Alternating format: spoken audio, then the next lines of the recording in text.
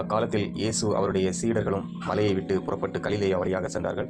அது யாருக்கும் தெரியக்கூடாது என்று இயேசு விரும்பினார். ஏனெனில் மானிட மகன் மக்களின் கையில் ஒப்புவிக்கப்பட்ட இருக்கிறார். அவர்கள் அவரை கொலை செய்வார்கள். கொல்லப்பட்ட 3 நாட்களுக்குள் பின் அவர் உயிர் தெழுந்துவார் என்று அவர் தம் சீடருக்கு கற்பித்துக் கொண்டிருந்தார். அவர் சொன்னது அவர்களுக்கு விளங்கவில்லை. அவரிடம் விளக்கம் கேட்கவும் அவர்கள் அஞ்சினார்கள். அவர்கள் கப்பர்நகமுக்கு வந்தார்கள். அவர்கள் வீட்டில் இருந்தபொழுது இயேசு வழியில், நீங்கள் எதை பற்றி வாதாடி கொண்டிருந்தீர்கள் என்று அவர்களிடம் கேட்டார்.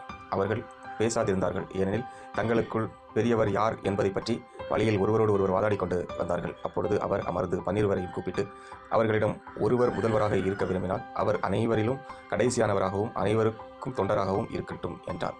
பிறகு அவர் ஒரு சிறு பிள்ளையை எடுத்து அவர்கள் நடுவே நிறுத்தி அதை அரவணைத்து கொண்டு, இத்தகைய சிறு பிள்ளைகளுள் ஒன்றை என் பெயரால் ஏற்றுக்கொள்பவர் எவரும் என்னையே ஏற்றுக்கொள்கிறார். என்னை ஏற்றுக்கொள்பவர் என்னை மட்டுமல்ல, என்னை அனுப்பியவரையே ஏற்றுக்கொள்கிறார் என்றார்.